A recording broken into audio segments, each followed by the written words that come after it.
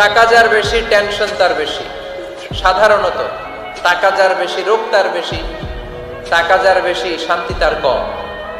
আপনি খোঁজ নিয়ে দেখেন, 1000 কোটি টাকার মালিক, ঘরে শান্তি নাই, স্ত্রীর সাথে মনোমালিন্য, স্ত্রী যায় একদিকে, উনি যায় আরেকদিকে, পোলায় কই যায় পোলায় নিজেও জানে না, মেয়ের অবস্থা খারাপ, আরেক ছেলের সাথে হাঁটে। তো এই হচ্ছে এদের লাইফস্টাইল। সবাই না, আল্লাহওয়ালা যারা তারা ভিন্ন। রাতে এদের ঘুম হয় না, অনেকগুলো ঘুমের ট্যাবলেট খেয়ে ঘুমাতে হয়, ঘুম আসে না, ঘুম আসে না। কিন্তু রিক্সাওয়ালা, কুলিওয়ালা, দিনমজুর, এদের রোগ বালাই আছে? কথা বলেন। খাওয়ার সমস্যা আছে, ঘুমের সমস্যা আছে, শুইলেই ঘুম আসে, যেখানে রাইত ওইখানেই গাই। ঘুমাইতে দেরি, নাক ডাকতে দেরি হয় না, ওর নাকের ডাকের আওয়াজে ট্রাকের ইঞ্জিন ওঠে। শান্তির ঘুম। এই জন্য সবসময় শান্তি খুঁজতে হবে। কি খুঁজবো? শান্তি দেওয়ার মালিক কে? আল্লাহ, তুমি এই দেশটাকে শান্তিময় করো, শরীয়তপুরটাকে তুমি শান্তিময় করো, আজকের মাহফিলটারে কবুল করো।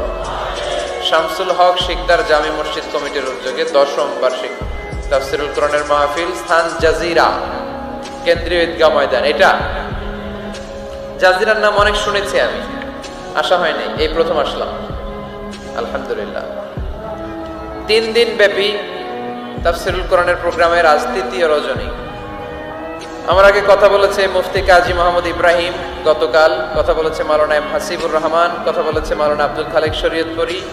যারাই কথা বলেছে কোরআন হাদিসের আলোকে যা বলেছে আমরা যেন আমল করতে পারি, আল্লাহ তৌফিক দান করো।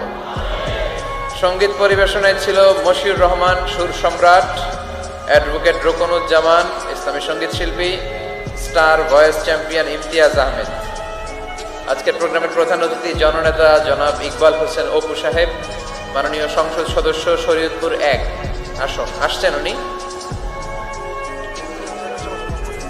প্রতিনিধি হিসেবে, চেয়ারম্যান সাহেব যিনি বক্তব্য রাখলেন, সুন্দর বক্তব্য রেখেছেন উনি। বিশেষ অতিথি জননেতা আলহাজ মোবারক আলী শিকদার, চেয়ারম্যান উপজেলা পরিষদ জাজিরা। মাশাআল্লাহ, কত সুন্দর ইসলামের পক্ষে কথা বলল। এরকম চেয়ারম্যান আমরা চাই কি চাই না? অনেক চেয়ারম্যান মাহফিল বন্ধ করে দেয়, আছে না নাই? এগুলো ওনারা ভুল করে। ওনাদের উচিত মাহফিলগুলোতে আসা। যেমন আপনাদের চেয়ারম্যান এসেছে, আপনাদের ভালোবাসা শিখতে হয়েছে, ঠিক কিনা? আপনাদের দোয়া নিয়ে গিয়েছে, দোয়ার দরকার আছে না নাই? দোয়ার অনেক দাম। এজন্য জনপ্রতিনিধি যারা, আমি ওনাদেরকে বিনয়ের সাথে বলবো, আপনারা মাহফিলগুলোতে আসবেন, এসে জনগণকে সালাম দিয়ে যাবেন, দোয়া নিয়ে যাবেন, দোয়ার অনেক দরকার।